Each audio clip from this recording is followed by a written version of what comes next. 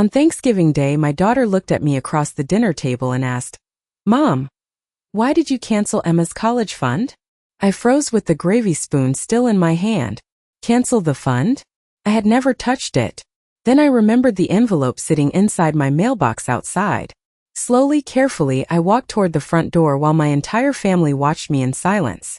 And when I opened that envelope, I realized someone had emptied the account using my name. "I'm glad you're here. Stay with me until the end and tell me where you're watching from.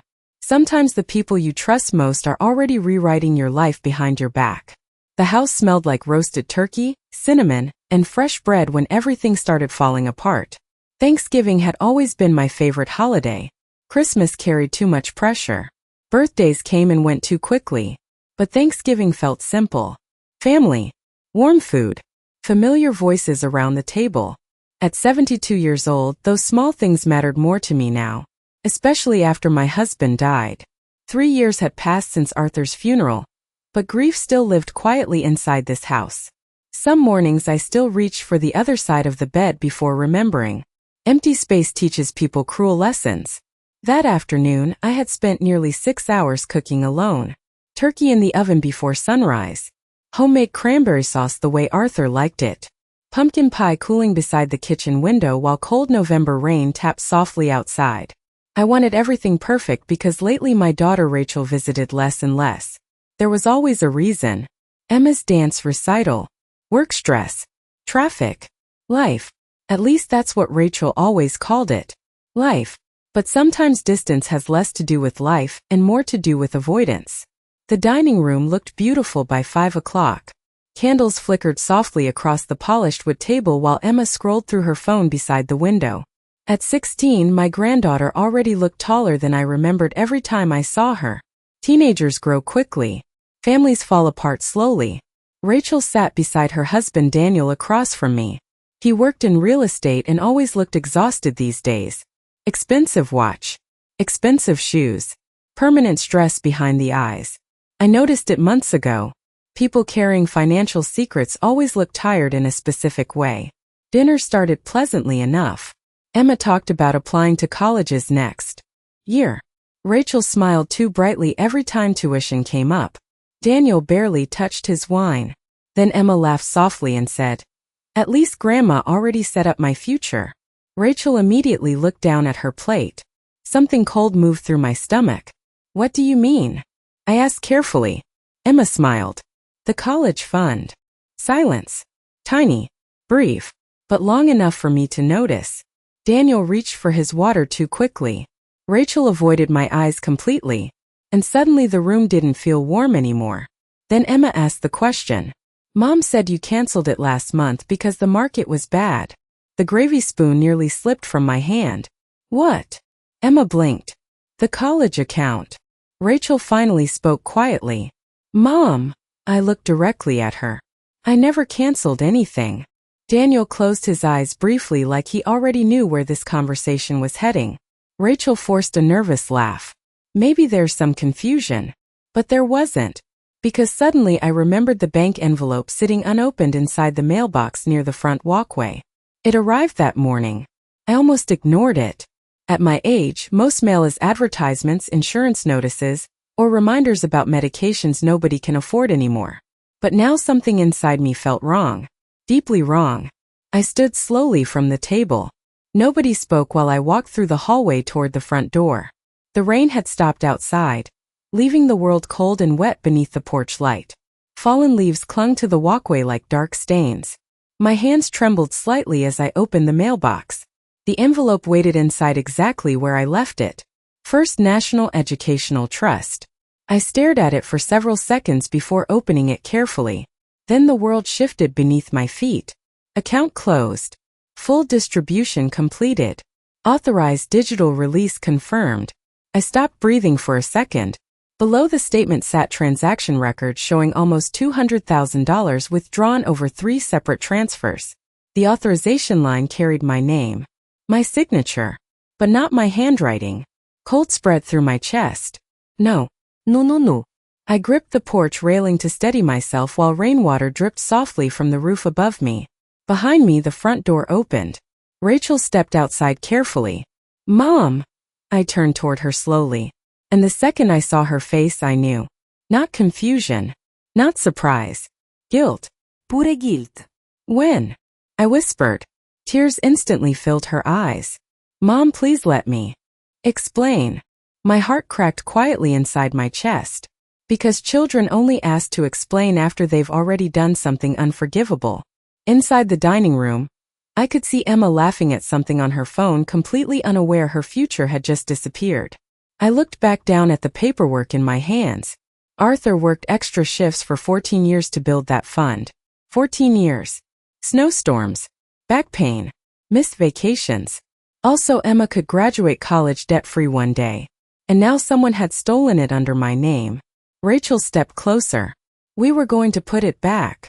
Were. Past tense. The cold November wind moved through the porch quietly between us. And suddenly I realized Thanksgiving dinner was over.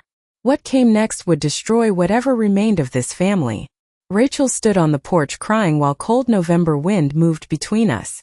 For several seconds, neither of us spoke. I simply stared at the paperwork in my hands while rainwater dripped softly from the roof above us. Account closed. The words looked unreal somehow, like they belonged to another family's tragedy. Not mine. Not Arthur's. Not Emma's. Finally, I lifted my eyes toward my daughter. How much did you take? Rachel wrapped her arms tightly around herself. Mom, please. How much? Her face crumpled immediately. All of it. The world became strangely quiet after that. Not silent. Just distant. Like my mind had stepped outside my body for a moment because reality hurt too much to process normally. Inside the dining room, I could still hear plates clinking softly. Emma and Daniel were pretending not to notice how long we'd been gone. Families do that sometimes. They sense disaster approaching and quietly look away. I stared down at the transaction pages again. 3 transfers. 3 different dates. Each one larger than the last. How could you even access this account? I asked quietly. Rachel wiped tears from her cheeks. You added me years ago for emergencies. Memory hit me immediately. Emma was 8 back then. Arthur insisted someone younger should have emergency access, just in case anything ever happened. At the time, it felt responsible. Now it felt like leaving the front door unlocked for years without realizing someone planned to rob the house eventually. We were going to replace it, Rachel whispered again. That sentence finally made something inside me harden. Not anger. Something colder. Because people always talk about intentions after betrayal. As if good intentions erase ruined lives. With what money? I asked. Rachel looked away immediately. And that told me everything. I thought about Daniel's expensive truck parked outside. The vacations posted online last summer. The kitchen renovation Rachel bragged about in August. All at once, little details rearranged themselves into something ugly. How long have you been in trouble financially? Rachel covered her face with both hands. A while. A while. Another soft phrase hiding something sharp underneath. The porch light cast pale shadows across her face while cold air moved dead leaves across the driveway. For the first time in my life, my daughter looked like a stranger. Not because she stole money. Because she hid it while sitting across from me at birthdays and holidays pretending everything was normal. I suddenly remembered something from 6 months earlier. Rachel stopped by unexpectedly one afternoon carrying coffee and pastries from my favorite bakery. She spent almost an hour helping me organize paperwork in the living room. At one point she casually asked, "You still trust online banking?" I laughed. "Not really." She smiled. "Well, don't worry. I can always help if you need it." At the time it sounded loving. Now it sounded planned. Careful. Calculated. Does Emma know? I asked quietly. Rachel shook her head immediately. No, does Daniel? Silence. Then, yes. That hurt almost worse. Because it meant this wasn't panic. It was partnership. A decision made together. Inside the house I heard Emma laugh again. Young. Carefree. Completely unaware. Arthur adored that child. After Rachel divorced Emma's father years ago, Arthur practically became a second parent to her. He attended dance recitals, soccer games, school concerts. Every birthday card included $20 for college dreams. Toward the end of his life, Building that education fund became deeply personal to him. Promise me Emma gets opportunities we never had, he told me from his hospital bed shortly before he died. Promised him. And somehow I failed.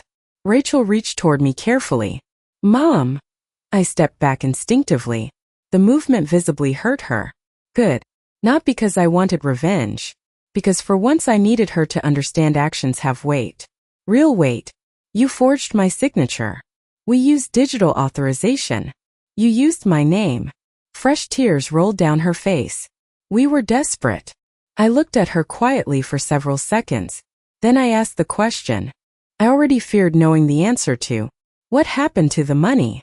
Rachel stared at the porch floor.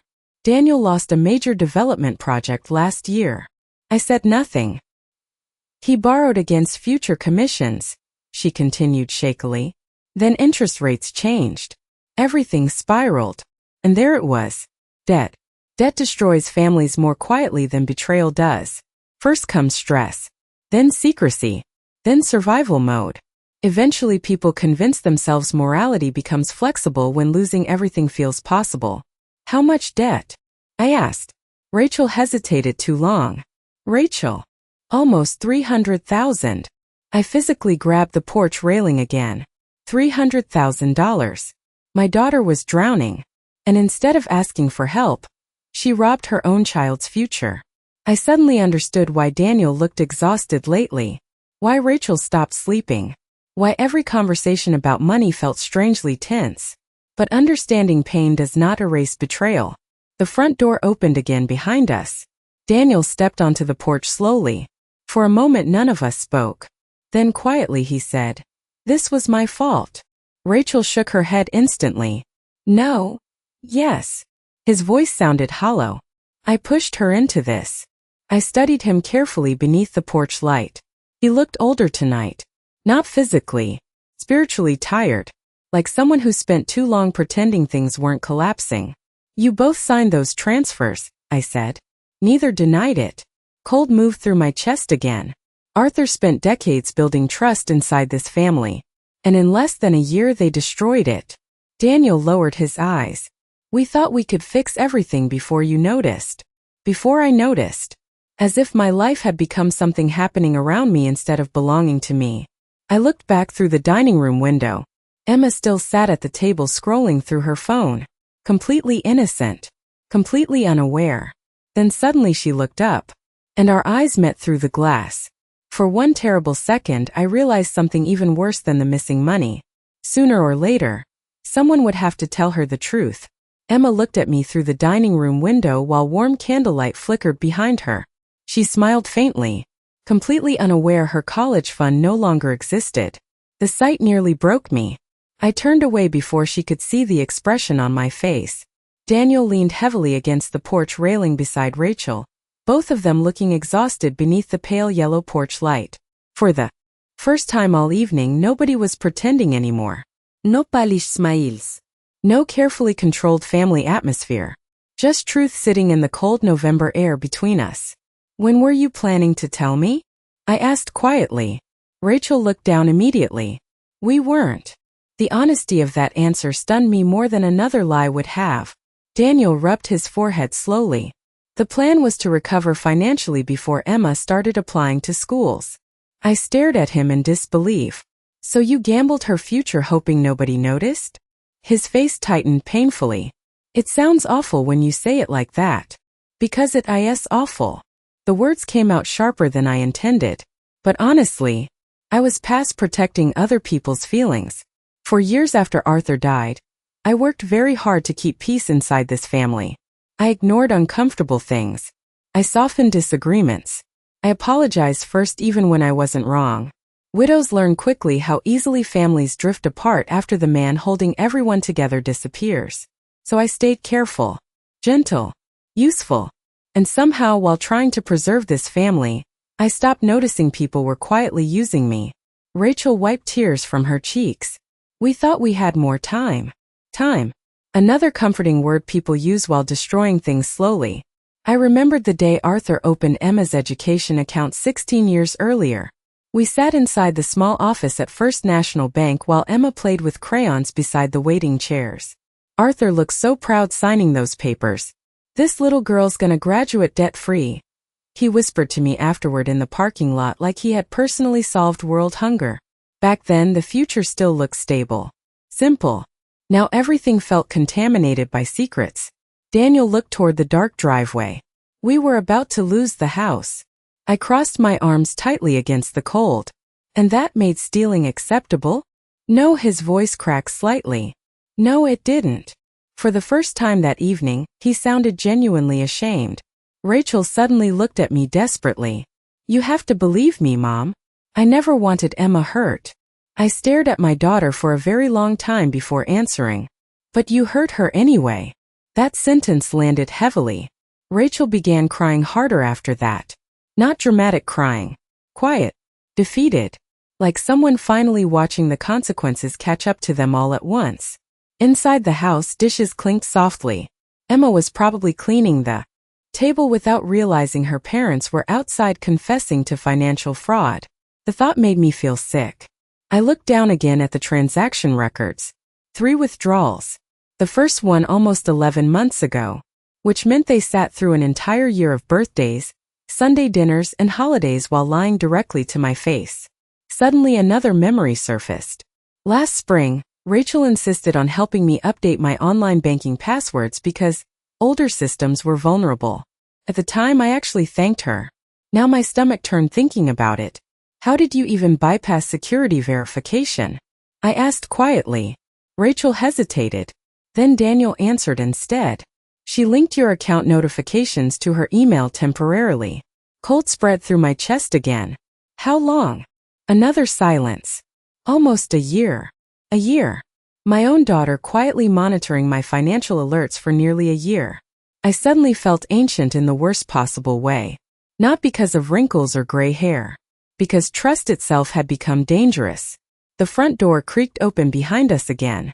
Emma stepped onto the porch holding her phone. "You guys okay?" Everyone froze instantly. Teenagers notice tension faster than adults realize. Emma looked between all of us carefully. "What happened?" Rachel wiped her face too quickly. "Nothing, sweetheart." Emma frowned immediately. "That's obviously not true." I looked at my granddaughter standing there in oversized socks and an old college sweatshirt Arthur bought her years ago during a football game trip. Harvard.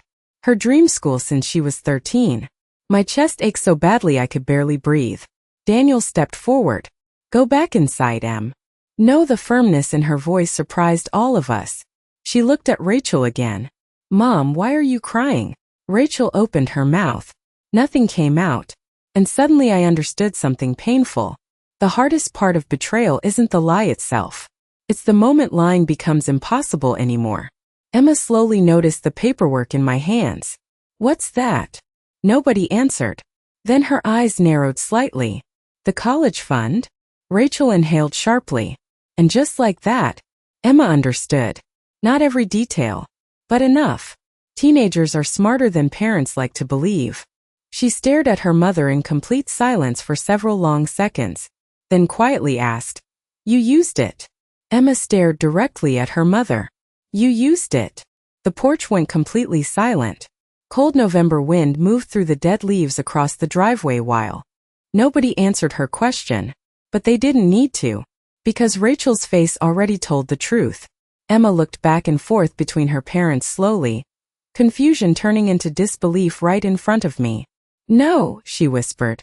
"No, you're joking." Daniel lowered his eyes. Rachel stepped forward immediately. "Emma, sweetheart, listen to me. You took my college money?" Her voice cracked sharply on the last word. I felt my chest tighten painfully. Arthur used to say heartbreak sounds different when it comes from children. Cleaner somehow. Less protected. Rachel reached for her daughter's arm. "We were going to replace it." Emma pulled away instantly. "That's not an answer." The sound echoed through the porch harder than shouting would have. Inside the house, the candles on the dining room table still flickered warmly beside untouched pie and half-empty wine glasses. Thanksgiving dinner sat abandoned while our family unraveled outside. Emma looked at me desperately. "Grandma, is this true?" I wanted to lie. God help me, I wanted to protect her for one more minute. But lies were the reason we stood here in the first place. So quietly I nodded. And I watched my granddaughter's world crack open. She stepped backward like someone physically hit her. You stole it. Rachel began crying again immediately. We didn't steal it. You took it. Daniel finally spoke softly. We were desperate. Emma laughed once in disbelief. That hurt more than tears. Because teenagers only laugh like that when innocence disappears all at once. You always said the account was safe, she whispered. Rachel wiped her cheeks shakily. It was supposed to be temporary. There's that word again, I said quietly before I could stop myself. Everyone looked toward me. Temporary. People use temporary while making permanent damage. Emma stared at her parents with growing horror. How much is left? Silence. Rachel looked away immediately. Emma's face drained of color. How much? Daniel answered this time. Very little. The porch suddenly felt too small to hold all the pain sitting inside it. Emma covered her mouth. I worked for that too. Rachel blinked. What? My grades. My applications. All the volunteer hours. Tears filled Emma's eyes now. I thought all of it mattered because college was already planned. That sentence shattered something inside Rachel completely. I saw it happen. Because for the first time tonight, this stopped being about debt or survival or financial panic. Now it was about betrayal from parent to child. And there are some wounds money can never repair. Emma looked toward me again. Did Grandpa know? My throat tightened immediately. Arthur. If he could see this night. He trusted this family, I answered softly. Emma closed her eyes briefly. Then suddenly anger replaced the hurt. Raw teenage anger. So what now? She snapped. I just pretend nothing happened? Rachel shook her head desperately.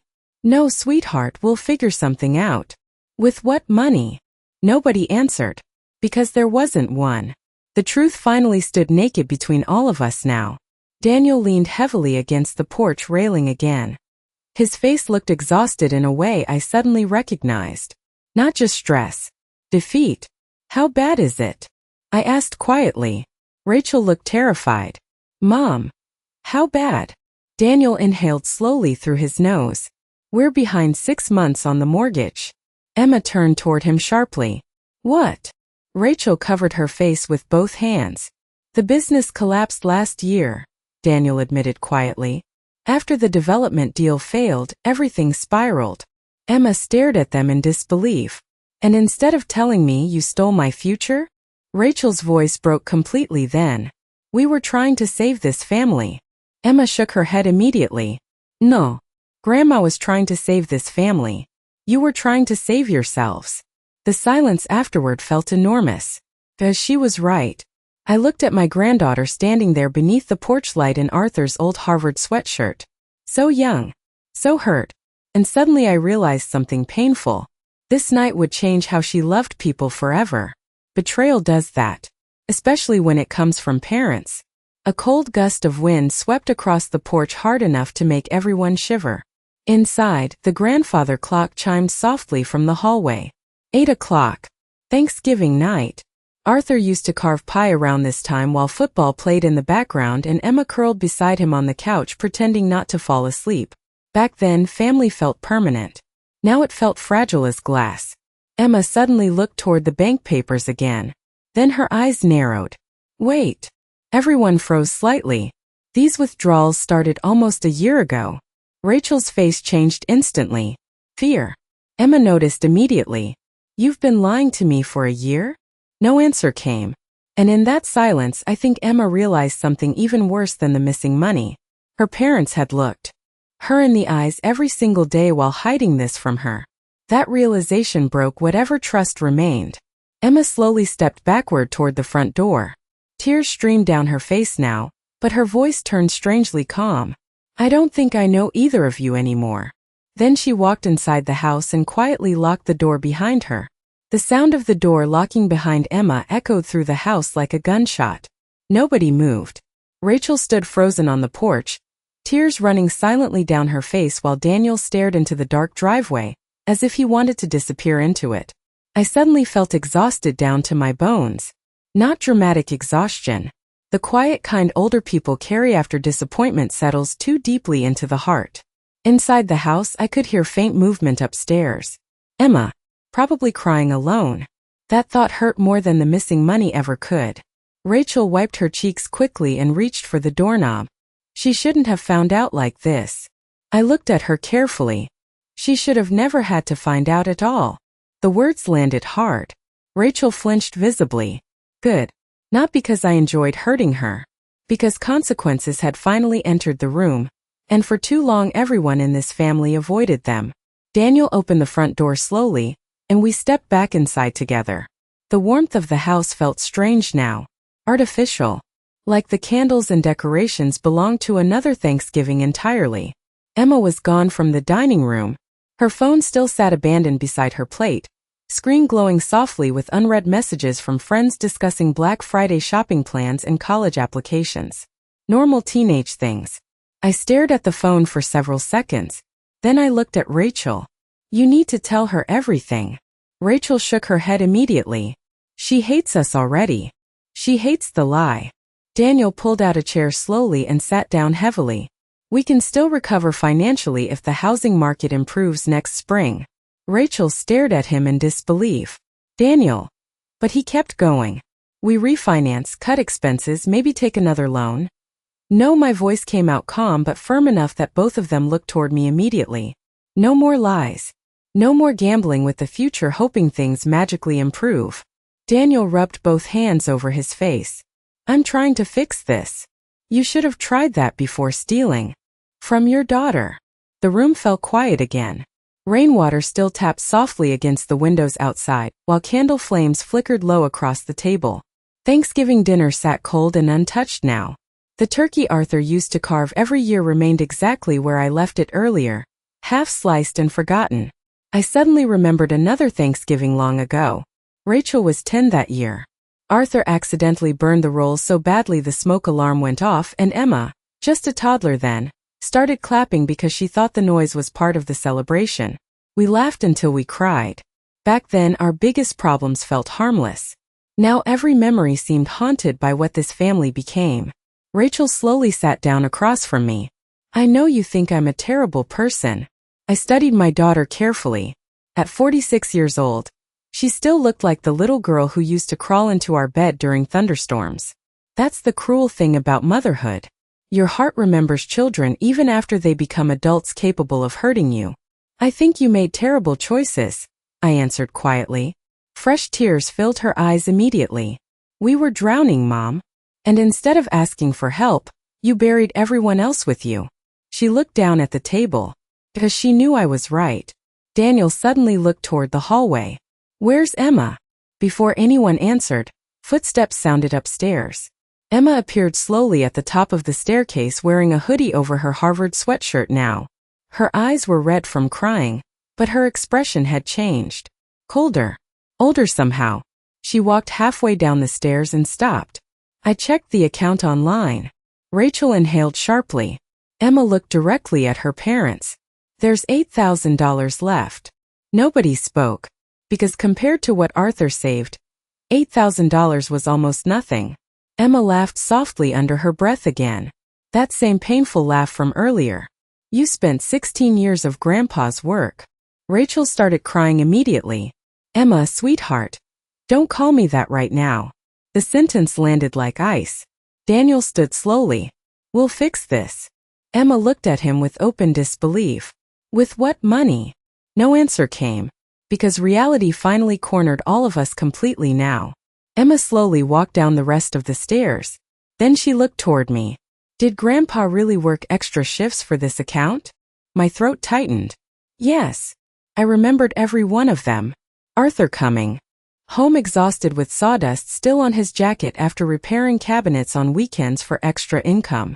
Arthur skipping vacations. Arthur proudly showing me account statements every birthday because the balance kept growing. He believed sacrifice meant something. Emma's eyes filled again. He trusted them. Them. Not Mom and Dad anymore. Them. That single word broke Rachel completely. She covered her face and sobbed into her hands while Daniel stood beside her looking helpless. But Emma wasn't finished. You lied to me for a year. she whispered.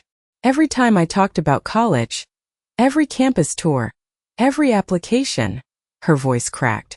You already knew none of it was real. Silence swallowed the room.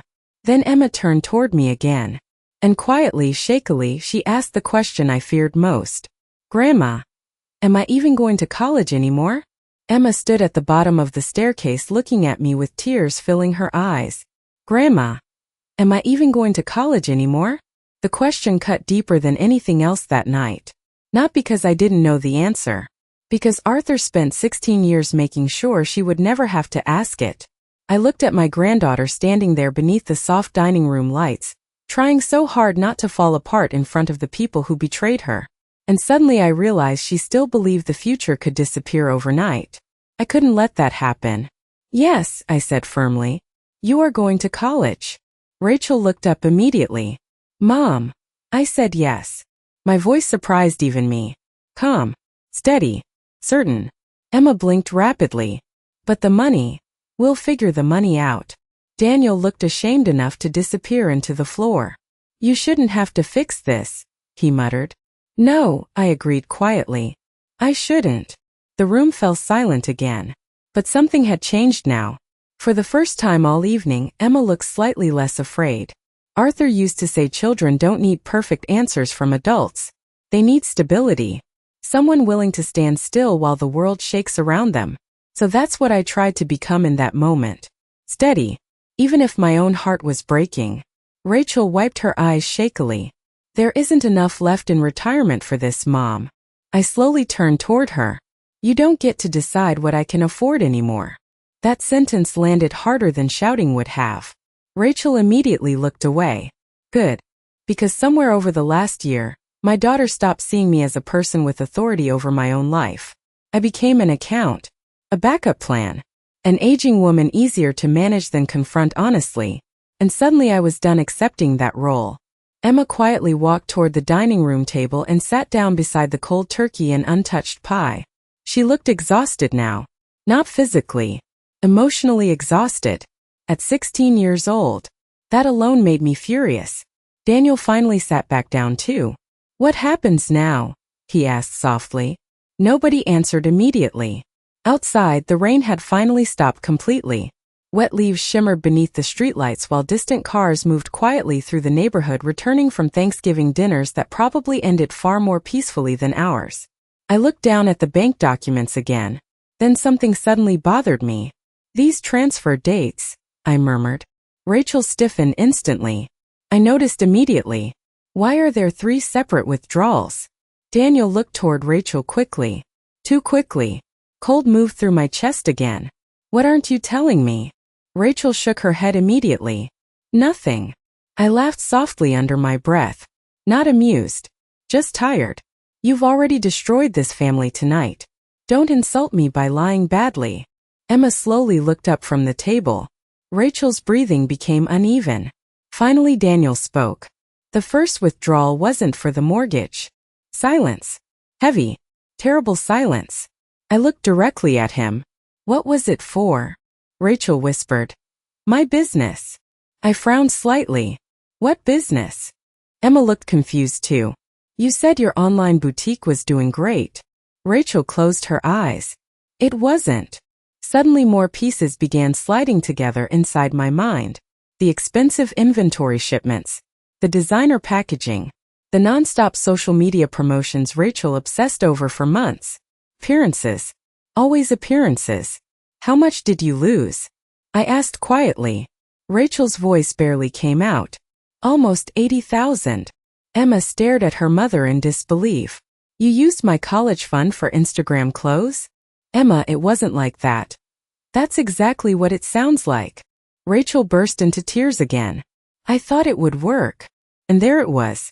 The real truth. Not survival. Not desperation. Bride. Rachel wanted success badly enough that she risked her daughter's future pretending she could control consequences later. Arthur hated debt for exactly this reason. People start gambling morally long before they gamble financially, he used to say. Now I finally understood. Emma slowly shook her head. You lied about everything. Rachel tried reaching toward her again across the table. Please. But Emma pulled back immediately. No, that one word felt final somehow. Daniel stared blankly at the candles flickering between us. I should have stopped this earlier. Yes, I answered quietly. And strangely, I think he appreciated the honesty. Because guilt becomes unbearable when nobody says it aloud anymore. The grandfather clock chimed softly from the hallway. 9 o'clock. Thanksgiving night continuing forward whether our family survived it or not. Emma suddenly stood from the table. I'm staying with Grandma tonight. Rachel looked devastated. Emma? I can't look at you right now. Then she walked upstairs without another word. The silence after she disappeared felt suffocating. Rachel cried quietly into her hands while Daniel stared at the floor. And for the first time all evening I realized something painful. This wasn't only financial ruin anymore. Tonight, trust itself had collapsed inside this family. And once trust breaks, sometimes love follows it right into the grave. After Emma went upstairs, nobody moved for a long time. The dining room felt hollow now. Candles burned low beside untouched food while rainwater slid quietly down the windows. Thanksgiving dinner had turned into evidence of a family collapsing in real time. Rachel sat with her face buried in her hands. Daniel stared at the table like he no longer recognized the life sitting in front of him. And I suddenly understood something painful. Shame changes the atmosphere inside a room faster than anger ever does. I slowly began clearing plates because I didn't know what else to do. That's another thing age teaches you. When life becomes unbearable, people return to ordinary motions just to survive the moment. Fold napkins. Wash dishes. Wipe counters. Small tasks keep grief from swallowing you whole. Rachel looked up suddenly. Mom, please don't do that. Do what? Act normal. I placed another plate carefully into the sink. Nothing about tonight is normal. Her eyes filled again. I know. But honestly, I wasn't interested in apologies anymore. Not yet. Apologies arrive easily once secrets become impossible to hide. Real accountability comes later. Daniel finally stood from the table and walked toward the kitchen slowly. For the first time tonight he looked directly at me. I'll pay every dollar back. I studied him quietly. You may spend the rest of your life trying. The honesty seemed to hit him harder than anger would have. Because deep down I think Daniel already knew something terrible. Some debts cannot be measured financially anymore. I rinsed Arthur's favorite serving bowl beneath warm water, while memories kept surfacing whether I wanted them to or not. Arthur teaching Emma multiplication at this very table. Rachel helping me bake pies every Thanksgiving morning when she was little. Family photographs taped to the refrigerator during years when life still felt trustworthy. Now every memory felt bruised. Rachel suddenly stood. I need to talk to Emma. No, I said immediately. She looked shocked. She's my daughter. And tonight she needs safety more than explanations. Rachel stared at me in disbelief. That was new for her. Me saying no. For years after Arthur died, I avoided conflict with Rachel because I feared losing what remained of my family. Every time she became impatient or dismissive, I softened myself to keep peace. But peace built on silence eventually becomes surrender. And I was done surrendering. Rachel crossed her arms tightly. You think I'm some monster now. I turned off the faucet slowly before answering. I think you stopped telling yourself the truth a long time ago. The room went quiet again. Because she knew exactly what I meant. Bad decisions rarely arrive all at once. People adjust morally inch by inch until one day they wake up standing somewhere unforgivable. Daniel suddenly looked toward Rachel. She's right. Rachel spun toward him immediately. Oh, now you want honesty? Yes. His voice surprised all of us. Not loud. Not angry. Just exhausted. I'm tired, Rachel. That sentence changed the room instantly. Because for the first time tonight, the marriage itself started cracking open. Rachel stared at him like she didn't understand. Tired of what? Tired of pretending everything's fine while we drown. He leaned heavily against the kitchen counter. Tired of debt.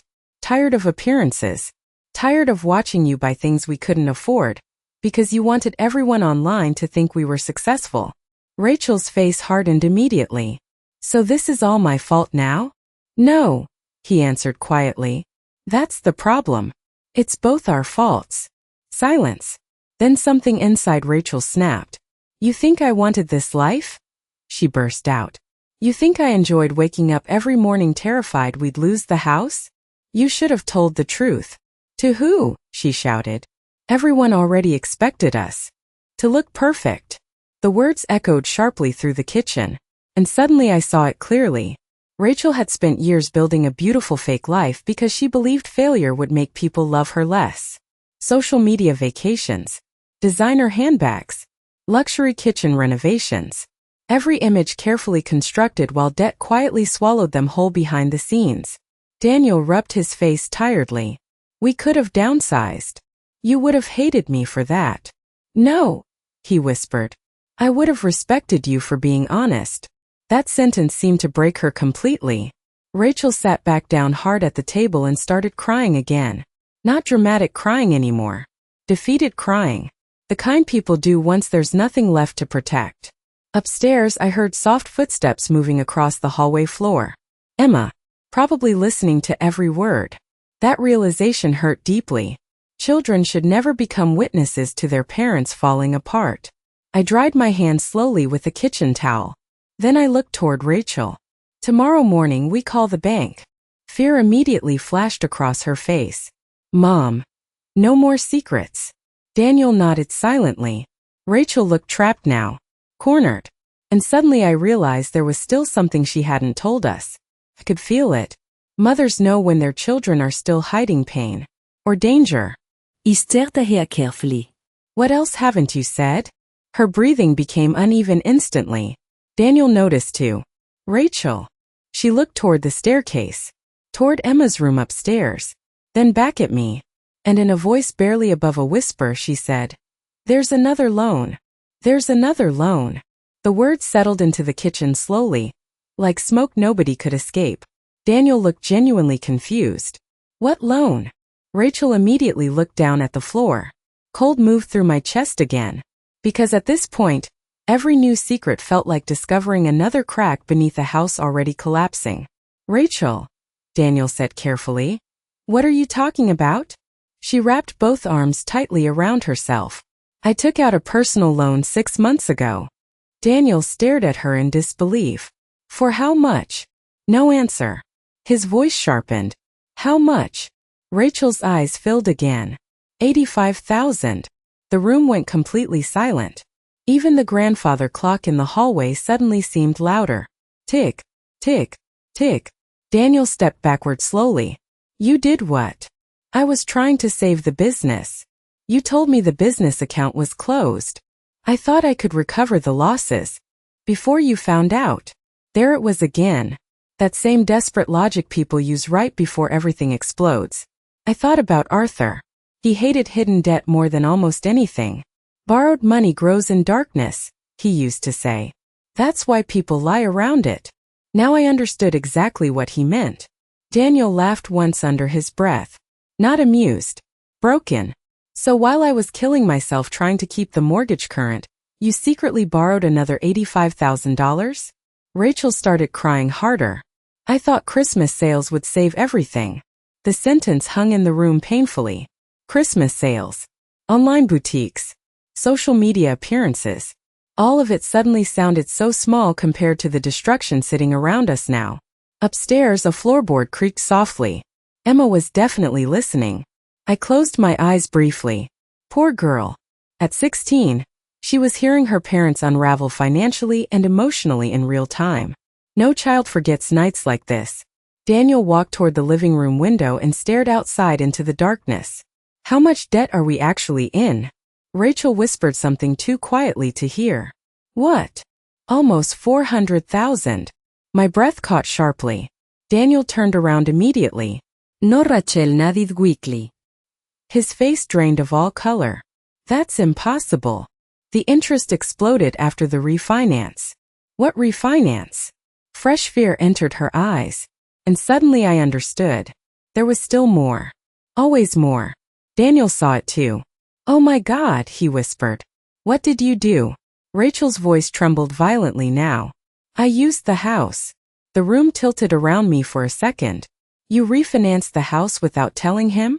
I asked quietly. Daniel looked physically sick. Rachel covered her mouth with shaking hands. I thought I could fix it before anyone knew. Daniel stared at her like a stranger. Because suddenly this wasn't shared desperation anymore. This was betrayal inside the marriage itself. You forged documents? He whispered. No. You signed electronically during the tax paperwork. You slipped refinancing papers into tax forms. Silence. And that silence answered everything. Daniel sat down heavily on the couch like his legs stopped working. For several long seconds nobody spoke. Then softly, almost to himself, he said, I don't even know who you are anymore. Rachel broke completely after that. Real sobbing now. The kind people do once the last defense collapses. I was scared, she whispered. Every day I woke up terrified. I looked at my daughter carefully. And strangely, for the first time tonight, I saw not greed but panic. Pure panic that grew too large over time. Fear of failure. Fear of losing status. Fear of disappointing everyone. And instead of facing the truth early, she kept digging deeper until there was nowhere left to stand. But understanding someone's fear does not erase the damage they caused. Daniel leaned forward slowly, elbows on his knees. The house, is it even safe? Rachel didn't answer immediately. That terrified all of us. Finally she whispered, We're behind on payments. A cold silence swallowed the room whole. Then footsteps sounded upstairs again. Emma appeared halfway down the staircase wearing socks and Arthur's old sweatshirt, her face pale from crying. She looked at her parents, then quietly asked, Are we losing the house too? Nobody answered fast enough. And once again, silence told the truth before words could. Emma closed her eyes briefly. When she opened them again, something inside her looked older, more distant. She looked toward me instead of her parents now. That hurt Rachel visibly. Emma, she whispered. But Emma shook her head immediately. No one word. Sharp as glass. Then she looked directly at Daniel. Did Grandpa know any of this? Daniel swallowed hard. No, I wasn't completely sure that was true anymore. Arthur noticed things. Quiet things. The strange tension in Rachel's voice over the last year. The way Daniel stopped discussing finances openly. The forced happiness in family photos. Maybe he didn't know details. But deep down I think he sensed something breaking long before the rest of us did. Emma slowly came down the final few stairs. Then she looked at her mother again. You stole my future and lied to Dad too. Rachel started crying harder. I never wanted to hurt anybody. Emma's face tightened painfully. But you did. The room fell silent again. Outside, the wind moved wet leaves across the driveway while distant Thanksgiving laughter echoed faintly from neighboring houses. Normal families finishing dessert. Watching football. Taking holiday pictures. Meanwhile inside this house, trust was dying piece by piece.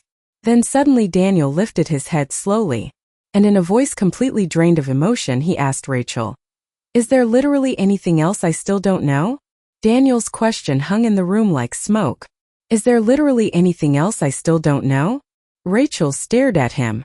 Across the living room while tears slid silently down her face. For one terrible second nobody moved. Then I saw it. The hesitation. Tiny. Barely visible. But enough. Daniel saw it too. His expression changed instantly. Oh my God. Rachel shook her head quickly. It's not what you think. That's become my least favorite sentence tonight. Emma stood frozen near the staircase clutching the sleeves of Arthur's old sweatshirt tightly around her hands. I suddenly felt cold despite the heat inside the house. Because families only reach this stage after secrets grow larger than love itself. Rachel slowly sat down at the dining room table again like her legs could no longer hold her up. There's another account. Daniel laughed softly. Not angry anymore. Almost numb. Of course there is. Rachel looked physically ill now. I opened a business credit line under Mom's secondary information. The room stopped breathing. Ister daher. What does that mean? Rachel couldn't meet my eyes. It means some notices were connected to your mailing address. Emma looked confused. Daniel did not. His face turned pale instantly. You used her identity. No. Rachel cried immediately. Not completely. Rachel. My voice came out low. Dangerously calm. That frightened her more than yelling would have. She looked toward me slowly. I only used your information because the bank rejected my application after the refinance. I felt something inside me go completely still. Not heartbreak anymore. Something colder. Because there are moments when betrayal crosses into something unrecognizable. And this was one of them. How much? I asked quietly. Rachel's breathing became uneven. 22,000. Emma covered her mouth. Daniel looked away completely. I suddenly remembered strange letters arriving over the past few months. Bank notices. Credit offers. Payment reminders addressed strangely with partial initials. Rachel always grabbed the mail first whenever she visited. Always smiling casually. I'll sort through this for you, Mom. Now my stomach turned remembering it. You committed fraud, Daniel whispered. Rachel burst into tears again. I was trying to survive. No, Emma said quietly from the staircase. You were trying not to look poor. The sentence sliced through the room with brutal accuracy. Rachel looked shattered. As Emma was right. This wasn't only about survival anymore. Pride played a role too. Appearances. Image. The desperate need to maintain a life already collapsing behind closed doors. Daniel stood slowly and walked toward the kitchen. For a moment I thought he might yell. Instead he simply leaned against the counter with both hands and lowered his head. That hurt more to watch somehow. People breaking quietly always feels more serious than screaming. I can't do this anymore, he whispered. Rachel looked up instantly. What does that mean? He laughed weakly under his breath. It means I haven't slept properly in almost a year. He looked toward her with exhausted eyes. It means I stopped recognizing our marriage months ago. Silence. Then Emma asked the question none of us wanted spoken aloud. Are you getting divorced? Rachel immediately shook her head. No, but Daniel didn't answer. That terrified her instantly. Daniel. He finally looked at her. And honestly, I think that was the moment Rachel realized the damage might actually be permanent. Not financial damage. Relational damage. The kind no repayment fixes. Daniel rubbed his face tiredly. I defended you to everyone, he whispered. Even tonight. Even after the account. Fresh tears streamed down Rachel's cheeks. I know. I thought we were drowning together. The room fell silent again. Then he quietly added, I didn't know you were pulling me underwater too. Rachel broke down completely after that. Full sobbing now. The ugly kind grief pulls out of people when denial finally dies. I looked toward Emma. She seemed frozen. Too young for this conversation. Too young to watch her family collapse piece by piece under Thanksgiving lights. I walked slowly toward her and placed a hand gently against her shoulder. She leaned into me immediately. And that alone nearly broke Rachel all over again. Because children instinctively move toward whoever feels safest. Tonight it wasn't their parents. Outside, another light rain began falling softly. The living room glowed warm and golden while disaster sat inside it like an unwanted guest nobody could remove. Then suddenly Daniel straightened slightly. Tomorrow, he said quietly, I'm calling an attorney. Rachel inhaled sharply. Daniel, please. No more secrets. His voice stayed calm. Flat. Which somehow made it worse. We untangle every account. Every debt. Every lie. Rachel looked terrified now. Please don't do this tonight. Daniel stared at her for several seconds before answering. You already did. The silence afterward felt endless. Then Emma quietly whispered beside me. Grandpa would be heartbroken. And for the first time all evening nobody disagreed. Nobody moved after Emma said it. Grandpa would be heartbroken. The rain tapped softly against the windows while those words settled into every corner of the room. Arthur would have been heartbroken. Not because of the money.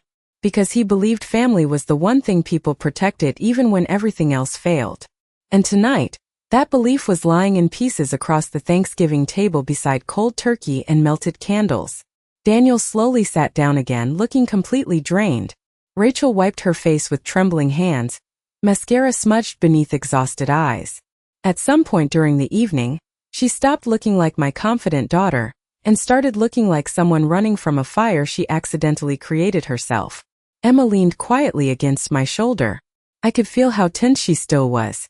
Teenagers pretend strength badly. Their pain always shows in the small things. The shaking hands. The silence. The way they stop making eye contact when disappointment becomes too heavy. I gently rubbed her arm. You should get some rest. She shook her head immediately. I don't think I can sleep. Neither could the rest of us. Daniel stared blankly at the dark television screen mounted above the fireplace. Then suddenly he spoke.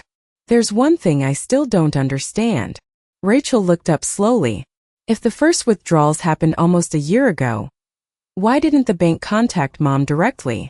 Fear flashed across Rachel's face instantly. I noticed. So did Daniel. What did you do? He asked quietly. Rachel swallowed hard. I changed the notification settings. Emma stared at her in disbelief. You blocked Grandma from seeing the alerts? I only redirected them temporarily. That word again. Temporary. People destroy entire lives hiding behind that word. I looked down at my hands quietly. Over the last year, there were moments I noticed things felt strange. Missing letters. Passwords suddenly not working. Rachel insisting technology was too confusing for me now. And every single time, I doubted myself instead of doubting her. That realization hurt deeply. Not because I felt old. Because someone I loved used my trust against me. Daniel closed his eyes briefly. You manipulated her. Rachel burst into tears again. I panicked. You planned this. No. Yes, Emma whispered softly. The room went still. Rachel looked toward her daughter with heartbreak written all over her face. Emma's eyes filled again too, but her voice stayed calm. Panic is one bad decision, she said quietly. This was hundreds of decisions. I stared at her in surprise. Arthur used to speak exactly like that. Clear. Direct. Honest even when honesty hurt. Rachel covered her mouth and sobbed harder after hearing it. And strangely, I think that was the moment she truly understood what she destroyed. Not money. Trust. The kind that takes decades to build and seconds to lose. The grandfather clock chimed softly again. 10 o'clock. Thanksgiving night continuing forward while our family sat buried beneath consequences. Daniel suddenly looked toward me. I'm sorry. The sincerity in his voice caught me off guard. I should have noticed something sooner. I nodded slowly. But you didn't. He accepted that without argument. Because at this point, nobody had enough energy left for defensiveness. Outside, rainwater reflected the streetlights across the driveway in long silver streaks. The neighborhood looked peaceful again. Warm windows. Families laughing somewhere far away. Normal lives continuing. Meanwhile, inside this house, everything felt permanently altered. Emma suddenly pulled away from me and looked toward her parents. Did you ever plan to tell me the truth? Rachel immediately answered. Yes. But Daniel stayed silent. Emma noticed. And that silence hurt her more than another confession. Wow, she whispered. Daniel rubbed his face tiredly. We kept thinking we could fix everything first. Emma laughed softly under her breath. Not mockingly. Sadly. That's all you guys say. Nobody responded because she was right. Fix it later. Replace it later. Tell the truth later. People ruin their lives waiting for a later that never arrives. Rachel suddenly stood from the table. I can still save the business. Daniel looked genuinely stunned. Rachel? No, listen to me, she said quickly, wiping tears from her cheeks. Black Friday sales start tomorrow. Christmas season is coming. If I can rebuild enough cash flow. Stop. The word came from me. Quiet. Firm. Rachel looked at me immediately. And for the first time in years she looked like a child again. Not a business owner. Not a wife. Just my daughter standing in the wreckage of terrible decisions. You need to stop pretending image matters more than reality, I said softly. Fresh tears filled her eyes instantly. But if the business dies, then it dies. Silence. Because sometimes the truth sounds cruel simply because it's final. Daniel slowly nodded. She's right. Rachel looked between both of us helplessly. You don't understand what failure feels like. Almost laughed. Not because it was funny. Because age teaches people things youth often misunderstands. Oh, Rachel, I said quietly. Failure isn't what destroys people. She stared at me silently. Lying to avoid failure does. The room fell completely still after that. Then upstairs, Emma's phone buzzed loudly from inside her backpack. College application reminders. Scholarship deadlines. Future plans still moving forward whether this family survived or not. Emma closed her eyes briefly. And in that moment I think all of us realized something painful at the exact same time. Tomorrow morning Thanksgiving would be over. But this nightmare was only beginning.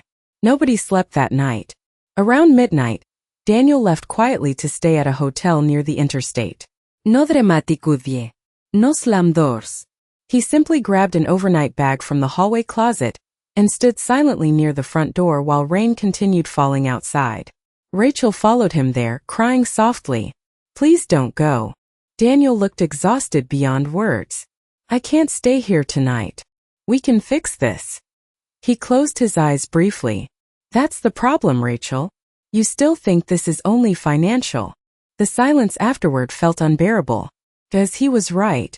The missing money was terrible. The lies were worse. But what truly destroyed families was the moment people stopped feeling emotionally safe with each other. Rachel reached for his hand one last time. He let her hold it for exactly 2 seconds before gently pulling away.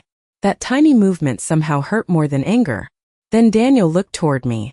I'm sorry, Linda. I nodded once. Not forgiveness. Not rejection. Just exhaustion.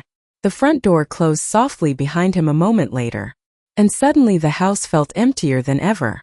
Rachel stood motionless in the hallway staring at the door long after Daniel's headlights disappeared down the wet street. Then quietly, almost like a child, she whispered, "I think I ruined my whole life." I wanted to comfort her. That's what mothers do. Even after betrayal. Even after heartbreak. Part of you still wants to protect your children from pain. But another part finally understands protecting people from consequences is sometimes what destroys them in the first place. So instead I simply said, "You ruined trust." Her face crumpled instantly. Because deep down she knew those two things were not always the same. Upstairs, Emma stayed inside the guest's bedroom beside mine. I heard her crying softly through the wall sometime after 1 in the morning. That sound stayed with me longer than anything else from Thanksgiving night. Not Rachel's confessions. Not the missing money. Emma crying alone because adulthood entered her life violently and far too early. I barely slept myself. Around 5:30 in the morning, I walked downstairs and started making coffee before sunrise. The house smelled stale now. Like candles burned too long after the celebration ended. Outside, the rain had stopped completely. Wet leaves covered the yard while pale November light slowly crept across the neighborhood. Thanksgiving was over. But nothing felt finished. A few minutes later, Emma came downstairs wearing sweatpants and Arthur's old flannel shirt over her hoodie. Her eyes looked swollen from crying. Still, she tried to smile when she saw me. That nearly broke my heart. "You hungry?" I asked softly. She shrugged. "Not really." I poured hot chocolate into Arthur's favorite mug and slid it toward her anyway. She wrapped both hands around it immediately like she needed warmth from something. For a while we sat quietly in the kitchen together. Then Emma suddenly asked, "Did Mom always care this much about money?" I thought carefully before answering. Because children deserve honesty, but not cruelty. "No," I said quietly. "Your mother cared about proving she was successful." Emma stared into the mug. "That's kind of sad." It was. That was the tragedy underneath everything. Rachel spent so long trying to look successful that she destroyed the very people who already loved her without conditions. Upstairs, footsteps sounded softly. Rachel appeared in the kitchen doorway looking exhausted and hollow. For one brief second, nobody spoke. Then Emma stood immediately. "I'm going for a walk." Rachel's face fell. "Emma, please." But Emma already grabbed her coat. At the front door, she paused long enough to say one sentence without turning around. "I need space from people who lie to me." Then she left. The door closed quietly behind her. Rachel sat down hard at the kitchen table afterward and stared at the untouched cup of coffee I placed in front of her. "She hates me." I shook my head slowly. "No." Rachel looked up desperately. "Then what?" I watched rainwater drip from the porch roof outside the window before answering. "She doesn't trust you anymore." That truth seemed to hollow her out completely. Rachel buried her face in her hands. I kept thinking if I fixed everything fast enough, Nobody would get hurt.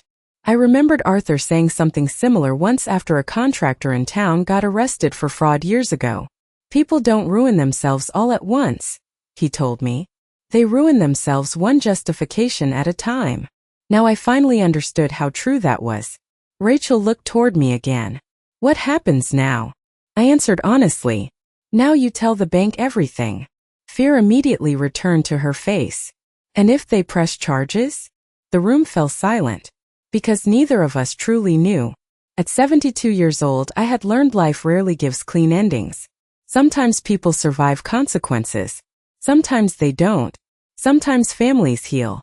Sometimes they only learn how to live around permanent damage. I reached across the table slowly and covered Rachel's trembling hand with mine.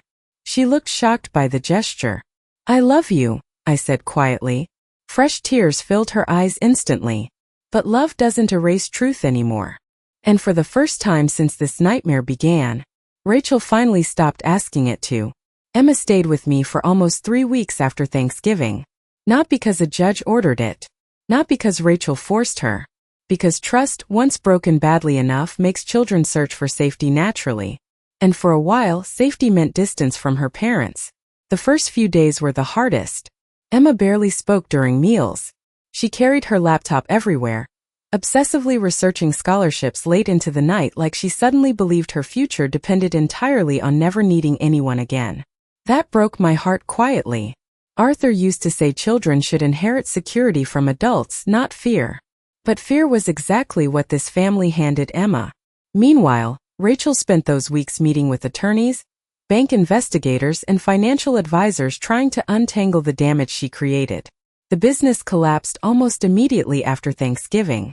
Turns out companies built on appearances rarely survive truth. Daniel officially separated from her 2 weeks later. Not angrily. Not cruelly. Just sadly. I think sadness destroys marriages more permanently than fighting ever does. One rainy December afternoon, Rachel came by the house carrying a cardboard box filled with paperwork. Debt notices. Account records. Loan documents. She looked exhausted. Older somehow. Like the last few weeks had stripped away every illusion she once lived inside. Emma stayed upstairs while Rachel and I sat quietly at the kitchen table. For a long time neither of us spoke. Then Rachel finally whispered, I sold the business inventory. I nodded slowly. It wasn't enough. I know. The honesty in her voice sounded different now. No performance left. No excuses. Just consequences. Outside, Christmas lights had begun appearing across the neighborhood. Families decorated trees while holiday music drifted faintly from nearby houses. Life moving forward again. Rachel stared down at the paperwork. I keep thinking about Dad. So did I. Especially lately. Arthur believed character mattered more than image. More than money. More than status. And maybe that was the real reason this betrayal hurt so deeply. Because his absence left this family emotionally unguarded in ways none of us understood until it was too late. Rachel looked toward the staircase quietly. Does Emma still hate me? I sighed softly. No tears filled her eyes immediately. She barely speaks to me. She's grieving. Rachel looked confused. Grieving what? I studied my daughter carefully before answering. The version of her parents she thought existed. That truth settled heavily between us. Because betrayal creates mourning even when nobody dies. Later that evening, Emma finally came downstairs while Rachel was putting her coat on near the front door. Both of them froze immediately. The silence felt enormous. Rachel looked terrified. Not of anger. Of rejection. Hi, sweetheart, she whispered. Emma crossed her arms tightly over Arthur's old flannel shirt. That single word carried months of distance inside it. Rachel's eyes filled again. I know I don't deserve forgiveness right now. Emma stared at the floor quietly. Then finally asked, Did you ever actually think about telling me the truth? Rachel answered immediately this time. Yes. Emma looked up sharply. But not until you had no choice. Silence. Rachel's face crumpled because she knew it was true.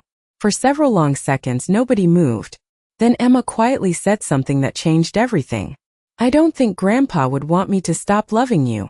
Rachel started crying instantly. Real crying. The kind that comes when someone offers grace you know you haven't earned yet. Emma looked exhausted saying it. Because forgiveness and trust are not the same thing. One can return long before the other. Rachel nodded shakily. I'll spend the rest of my life trying to deserve that. And strangely, for the first time since Thanksgiving night, I believed her. Christmas arrived quietly that year. No giant dinner.